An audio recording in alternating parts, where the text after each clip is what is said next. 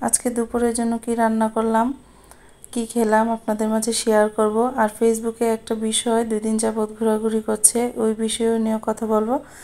সুপ্রিয় দর্শক, আসসালামু আলাইকুম। আদিসাদি কুকিংয়ে আপনাদের সবাইকে স্বাগত। আজ আমি দুপুরের জন্য পুঁটি মাছ রান্না করে নিব। প্রথমে আমি মশলাটা কষিয়ে নিচ্ছি, তারপরে এর মধ্যে পুঁটি মাছগুলো দিয়ে দিব। তার সাথে কাঁচামরিচ দিয়ে একটা পাতলা ঝোল রান্না করব। তো ফেসবুকে আজ 2 দিন যাবত একটা বিষয় দেখছি, মা আদর করে বাচ্চাকে পুতুল কিনে দিয়েছে। ওই পুতুলটা নিয়ে বাচ্চা সারাক্ষণ খেলাধুলা করে, কিন্তু হঠাৎ একদিন বাচ্চা মাকে বলল, মা পুতুলটা কথা বলে, পুতুলটা আমাকে মারে, আমি আর এই পুতুল দিয়ে খেলবো না। তো বাচ্চা প্রায় সময় পুতুলটা ডিল দিয়ে ফেলে দেয়, কিন্তু মা বাবা এই বিষয়টাকে খুব গুরুত্ব দেয়নি। হঠাৎ একদিন তার বাচ্চাকে মা গোসল করাচ্ছে, তখন দেখে তার পিঠে খামচির দাগ। তখন বাচ্চাকে জিজ্ঞেস করলো, এই খামচির দাগ তোমাকে কে দিয়েছে, ব্যথা কোথা থেকে পেয়েছো তুমি? পরে বাচ্চাটি বলল, ওটা আমাকে পুতুল খামচি দিয়েছে। আমি তোমাকে বলিনি ওদিন যে পুতুল আমাকে মারে, ওই পুতুলটাই আমাকে মেরেছে। আসলে পুতুল তো কাউকে মারতে পারে না, অনেক সময় শয়তান পুতুলের মধ্যে প্রবেশ করে।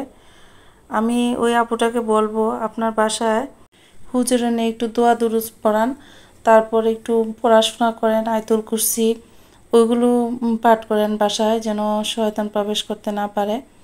তো শয়তানরা সবসময় বাচ্চাদেরকে একটু করে থাকে, ওদেরকে জ্বালাতন করে। তো মা বাবা হিসেবে আপনাদেরকে একটু সচেতন থাকতে হবে, তাহলে এইগুলোকে এড়ানো সম্ভব। আসলে এই জিনিসটা খুবই চিন্তার বিষয়। আমরা মা বাবারা সবসময় বাচ্চাদের নিয়ে একটু চিন্তিত থাকি।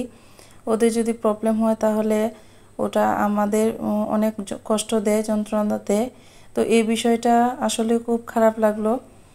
তো আমরা সবাই একটু সচেতন থাকব। কথা বলতে বলতে আমার রান্নাও প্রায় শেষ হয়ে গেল। আজ আমি বেগুন দিয়ে ছোট মাছ দিয়ে একটু রান্না করেছি। ওইটার ঝোল খেতে আমার ভীষণ ভালো লাগে।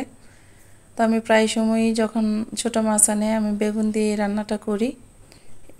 এগুলো আমরা বড়রা খাবো, বাচ্চারা তো এগুলো খায় না। ওদের জন্য একটু মাংস রান্না করে রেখেছিলাম সকালবেলা, ওরা ওইটা দিয়ে খেয়ে নেবে, আর আমরা ছোট মাছ দিয়ে খাবো। আজকে অনেকগুলোই ছোট মাছ এনেছিল, কাটতেও অনেক সময় লেগেছে, মাছগুলা কেটে ধুইতেও অনেকটা সময় চলে গেছে। তারপরে রান্না, বাচ্চাদের গোসল করানো, ওদেরকে খাওয়ানো, এগুলো করতে করতে আজকে সময়টা চলে গেল।